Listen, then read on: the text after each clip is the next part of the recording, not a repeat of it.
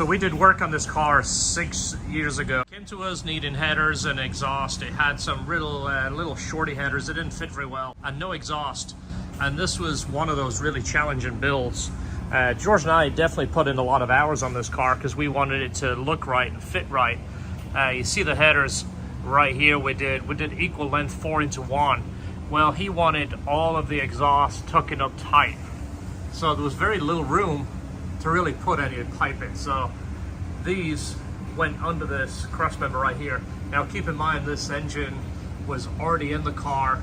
The chassis was already painted, didn't want any holes drilling, anything cutting, any welding of course. So we were trying to make things fit, utilizing anything that we could that was already there, like existing holes. So we basically made all this thing and used urethane bushing so it wouldn't move. Now, I'll show you when the exhaust goes back, but you can see where the pipes go in there. I mean, it was extremely tight. The subframe hangs under the car. Obviously, we can't hang the exhaust below that. It would rub and it would look unsightly. So to fit it in there was challenging, to say the least. Again, this was 6 years ago. So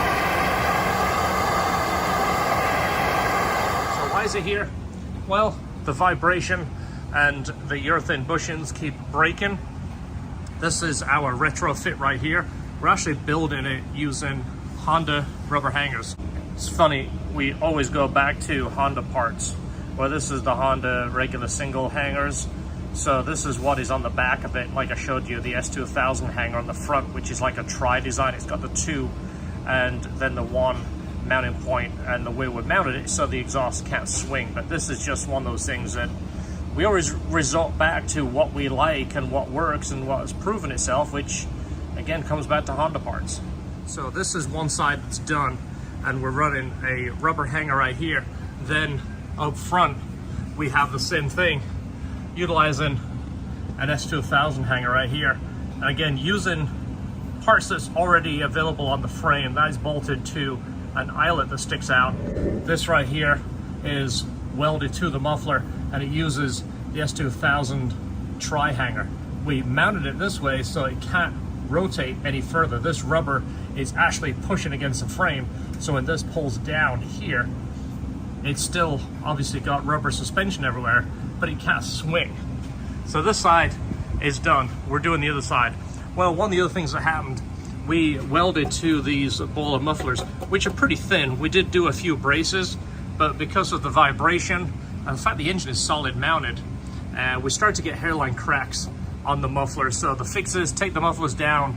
We're welding a 16 gauge stainless patch on each one for reinforcement.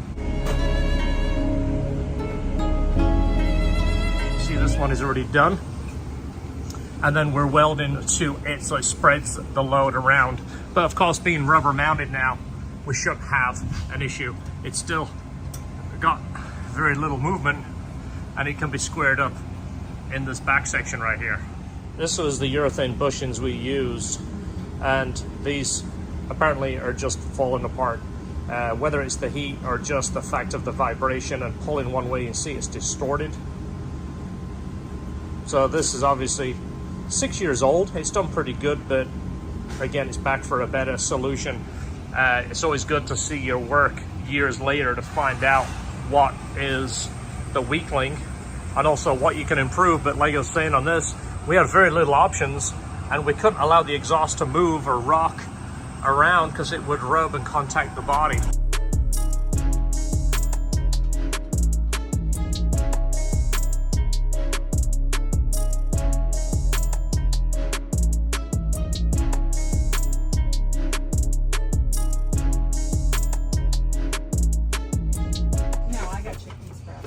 This is my first Uber Eats experience, by the way. Me too. Is it?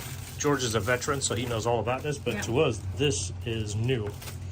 Look at those, you got me cookies. I got us one little tiny cookie each that came in a pack of 3. Nice. And I thought, you know what? We're eating Fresh Kitchen. FK, baby. That's where it came from? No, don't put your name on there. Oh, that's great. George, you are so crazy.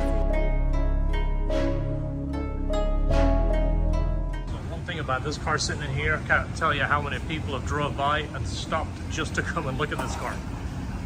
Even somebody's delivered across the street said, wow, I've got to come and take a look at that car.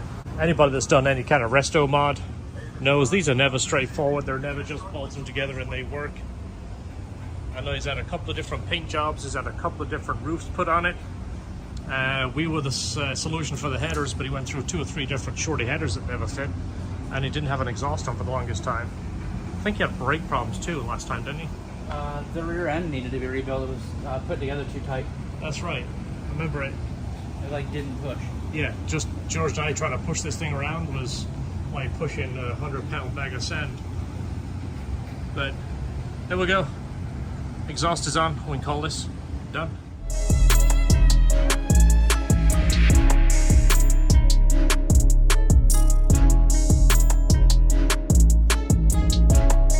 Show you this car because it was a bit of a pain, but he bought new LED bulbs and ballasts and retrofit kit that half of it didn't fit, so we ended up having to buy bulbs and use some of what he had and some of what was existing, but it works now. It's back together. He can drive at night.